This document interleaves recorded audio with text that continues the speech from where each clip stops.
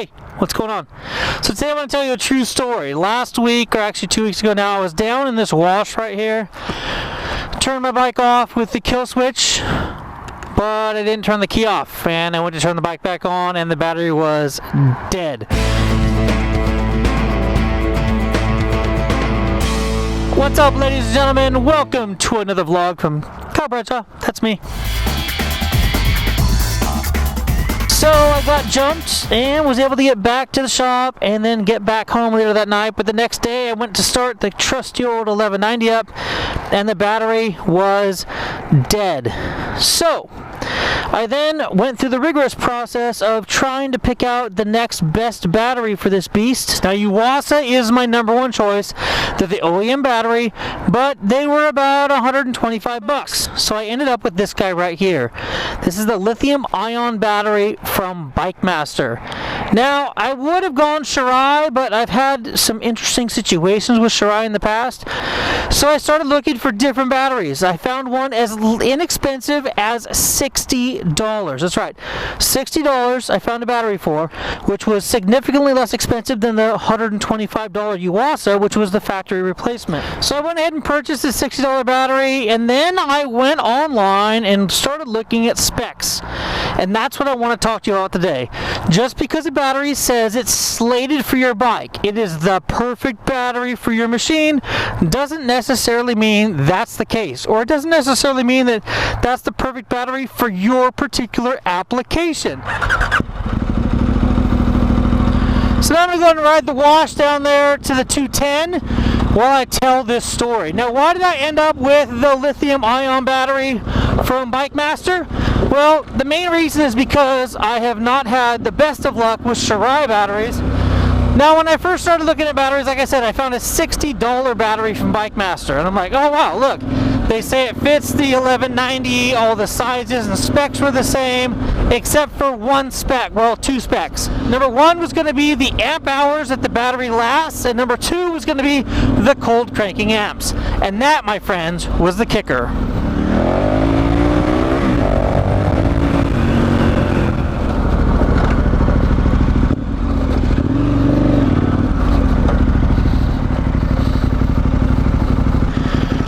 Now the second reason for this video today is going to be to show this brand new Dunlop Trail Max Mission tire that I have here on the 1190 Adventurer.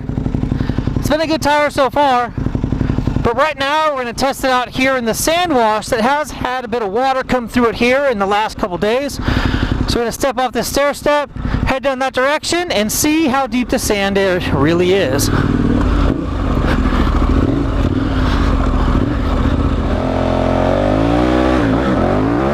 Now I don't have any rear tire cam set up today, so let's go ahead and do this hill climb over here real quick. Same one I do with the Chaparral team, so let's see how this tire handles. Right now it's gripping pretty good. Dude, cake. Take a look at that trash. Ugh. Take a look at that little chocolate cake we were turning up right there. Looks nice.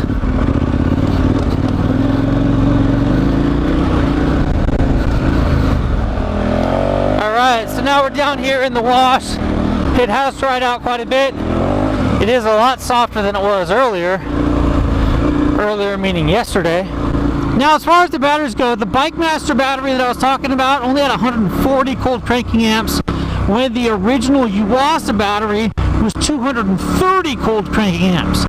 So I thought about that and was like, dude, if I ever get stuck down here in the wash and have to start the bike a bunch of times, I need a way more than that little amount of cold cranking amps. I need as much cold cranking amps as I could possibly get. So that's when I started looking into the lithium ion. Alright, we're actually in some soft, muddy, sandy water right here. It's pretty bitchin'.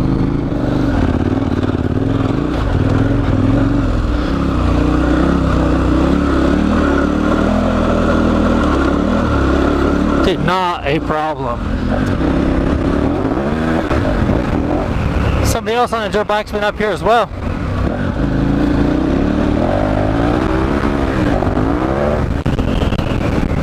Man, this tire feels good. I'm really impressed so far. Anyway, the OEM battery for this bike was 230 cold cranking amps. The Yuasa lithium iron was 250 cold cranking amps. And the only battery that had a better cold cranking amperage than the OEM or that Bikemaster lithium was the Shirai. And it had 285 cold cranking amps. Now the problem that I personally have with Shirai batteries is that they're very finicky. So they can only get discharged down to some ridiculous amount like 12.5 volts or something like that. And the problem that I have with this specific bike that I'm on right now is that the battery dropped down to 11.5 volts and wouldn't start. So if that was the case and I had to jump it in order to get going again, that Shirai battery would probably explode and not be functional anyway. So I needed something a little bit different.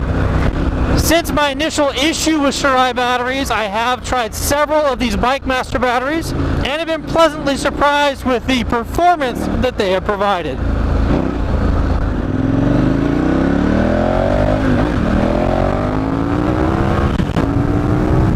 So back to the initial root problem of this particular story that I'm trying to tell. There were 6 batteries that said they fit my 2016 KTM 1190 Adventure R. And they started at $60.99 and went up to $179.99. So the rundown looked like this. The OEM Yuasa battery was $125 and had 230 cold cranking amps.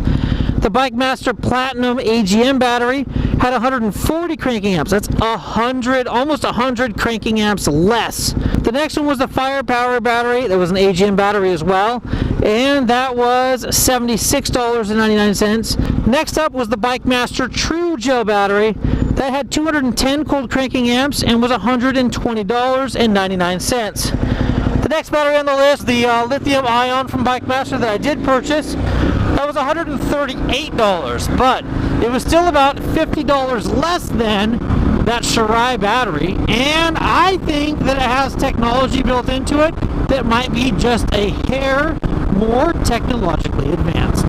So what am I saying? I'm basically saying when you go to look for a battery for your motorcycle, don't just look at the price and does it fit my machine. Take a look at the size of the battery. Is it the right size for your battery box? Are the terminals on the right side? What is the level of the amp hours? So how long can this battery run by itself without being charged? And then what do the cold cranking amps look like? And that's the most important part that we really need to look at. When you turn your bike on in the morning and you hit that starter button, how many cold cranking amps are going to be going to the starter? And is that going to be enough in order to start your machine? Come on over, dude. Come on over.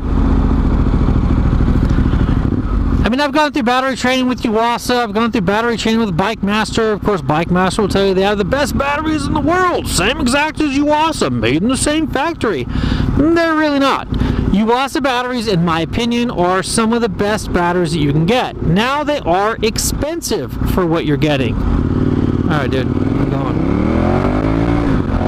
When you take a look at the Bikemaster stuff, it is similar to the Yuasa, but it is not identically the same. Now the Shirai and the Bikemaster lithium are the same actual material itself, lithium ion, but the difference is how they're actually constructed and put together. Shirai has their own patented process that they use, and Bikemaster does theirs different, and they have a chip on the top that actually regulates the different cells. So if you have a Shirai cell that goes out, it basically shorts out the rest of the battery and you're done. Versus the Bikemaster, if you have a single cell that goes out, they all kind of balance each other, and they kind of work it out so you can keep using that battery for a longer duration. But the nuts and bolts of it is a battery isn't just a battery. You gotta look at size, you gotta look at amp hours, you need to look at cold cranking amps and find out which one of those situations or battery types is going to be best for your application. I really am impressed with the tires that are on the bike currently. Some of that soft stuff that we were just in, they handled really well. Now, is it a true 50-50 tire? I don't know. Jury's still out.